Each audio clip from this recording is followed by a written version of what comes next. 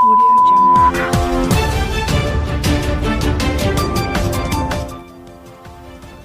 नमस्कार, ये रेडियो वर्षा है। अब आप पल्लव से वर्षा टाइम्स सुनिए।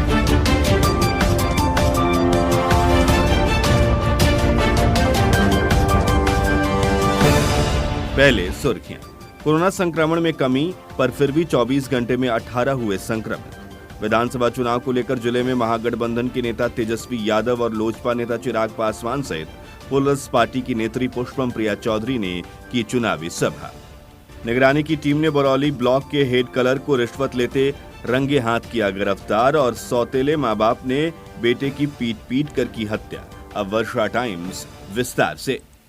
कोरोना संक्रमण के आंकड़े में उतार चढ़ाव का सिलसिला लगातार जारी है। गत शनिवार को रिकॉर्ड 149 लोगों के संक्रमित मिलने के बाद संक्रमण आंकड़े में लगातार गिरावट आ रही है। पिछले 24 घंटे में जिले में 18 नए कोरोना से संक्रमित लोग पाए गए हैं। इनमें से 3 लोगों की उम्र 50 वर्ष के पार है। नए संक्रमित लोगों के मिलने के बाद जिले में कोरोना संक्रमण का कुल आंकड़ा बढ़कर 5254 पहुंच गया है। इस बीच इस अवधि में पूरे जिले में 35 लोगों ने कोरोना को मात देकर घर वापस लौटने में सफलता प्राप्त की। संक्रमण से मुक्त होने वाले लोगों की संख्या अधिक होने के कारण कोरोना के एक्टिव केसेस की संख्या जिले में घटकर 303 रह गई है। जिले में विधानसभा चुनाव 2020 को लेकर राजनीतिक सरगर्मियां तेज हैं। चुनाव प्रचार काफी जोर शोर से चल रहा है।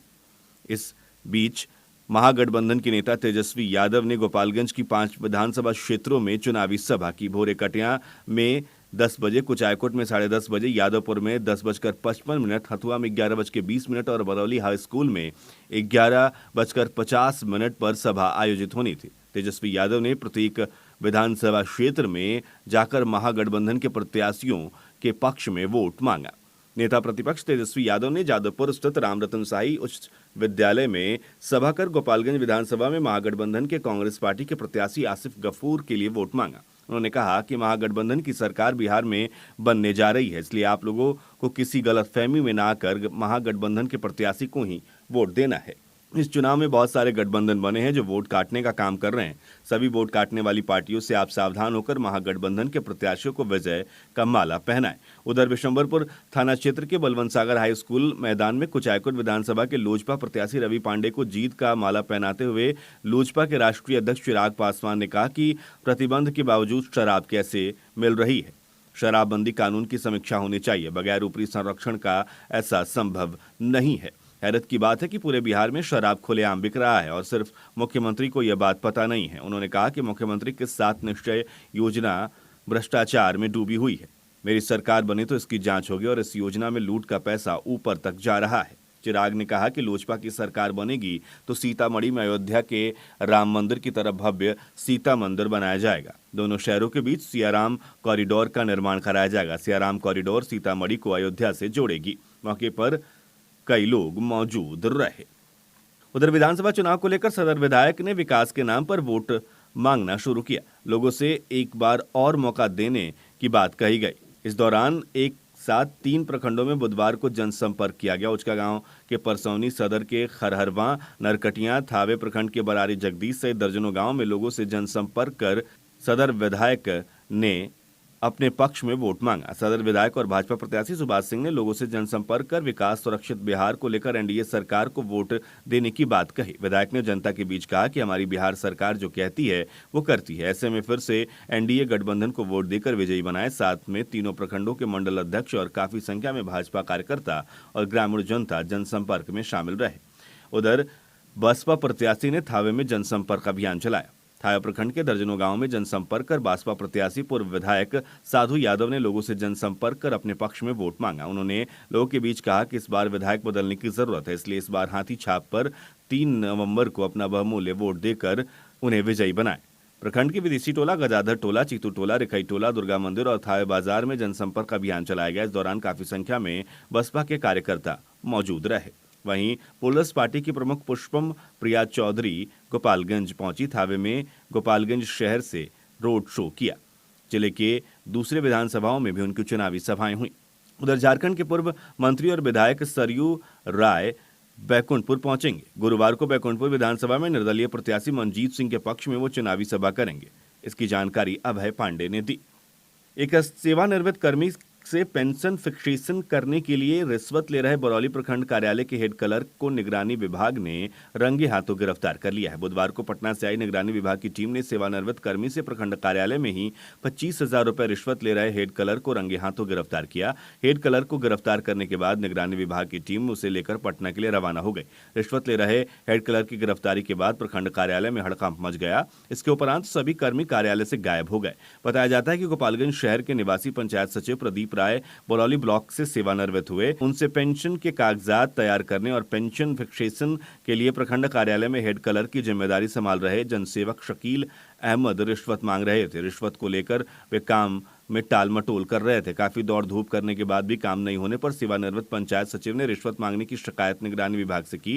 इसके बाद निगरानी विभाग की टीम ने इस मामले की जांच पड़ताल शुरू किया। इस बीच सेवानिवृत्त पंचायत प्रदीप राय रिश्वत देने प्रखंड कार्यालय पहुंचे। प्रखंड कार्यालय में हेड क्लर्क शकील अहमद ने जैसे ही सेवानिवृत्त कर्मी से 25,000 रुपए रिश्वत लिया, तभी टीम ने रिश्वत लेते हुए हेड क्लर्क को रंगे हाथों गिरफ्तार कर लिया। हेड क्लर्क को गिरफ्तार करने के बाद निगरानी विभाग उसे लेकर पटना रवाना हो गई है। उधर विधानसभा चुनाव को लेकर प्रशासनिक गतिविधियां भी काफी तेज हैं। गोपालगंज सदर अंचलांतर्गत फ्लाइंग स्क्वाड की टीम में कार्य के तहत पोस्ट ऑफिस चौक पर विभिन्न गाड़ियों में मादक द्रव्यों, रुपयों और शस्त्रों की गहन जांच की गई। सीओ विजय कुमार सिंह ने जानकारी देते हुए बताया कि लगातार सदर अंचलांतर्गत फ्लाइंग स्क्वाड की टीम जांच पड़ताल कर रही है। उधर विधानसभा चुनाव के मद्देनजर थावे पुलिस ने 8 लोगों पर सीसीए और 448 लोगों पर 107 की कार्रवाई की है।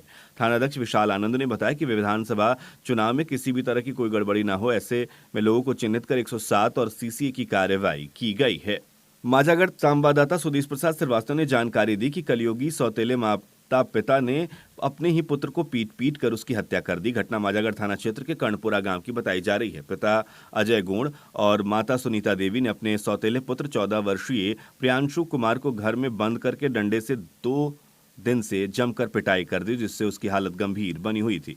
वह 2 दिनों से मौत से जूझ रहा था। अंत में मंगलवार की शाम करीब 7 बजे उसने दम तोड़ दिया।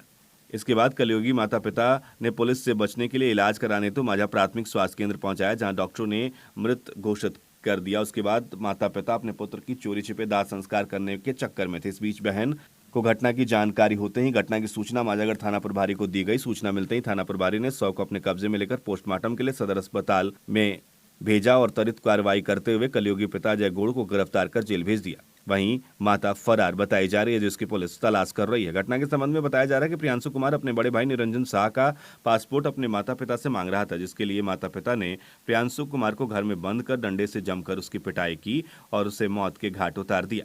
जानकारी होते ही ग्रामीणों की भीड़ उमड़ पड़ी। बताया जाता है कि अजय गुड़ की 2 शादी हुई थी। सिवान जिला बड़रिया थाना क्षेत्र के सुंदरी गांव के सुरेश शाह के बड़ी पुत्री मीना देवी से पहली शादी करीब 30 वर्ष पूर्व हुई थी, जिससे 2 पुत्र निरंजन शाह और प्रियांशु कुमार थे। साथ ही पुत्री कायदो देवी पैदा हुई। शादी के करीब 25 वर्ष बाद अजय गौड़ ने अपनी शाली सुनीता देवी से दूसरी शादी वर्ष 2008 में की। इसका विरोध मीना देवी के करने पर भोजन में जहर देकर उनको भी मौत के घाट उतार दिया गया था।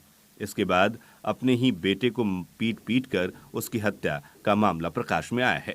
उधर चिकित्सक के घर में घुसकर लैपटॉप की चोरी कर ली गई। अन्य कीमती सामान की चोरी करने में चोर नाकाम रहे। नगर थाने के सिनेमा रोड स्थित डॉक्टर जयेश राय के घर में चोरी की घटना को अंजाम दिया गया। उधर कटिया थाना क्षेत्र के अमुआ गांव में भूमि विवाद को लेकर कुछ लोगों ने एक दंपत्ति सहित 4 लोगों पर लाठी डंडे से हमला कर गंभीर रूप से घायल कर दिया।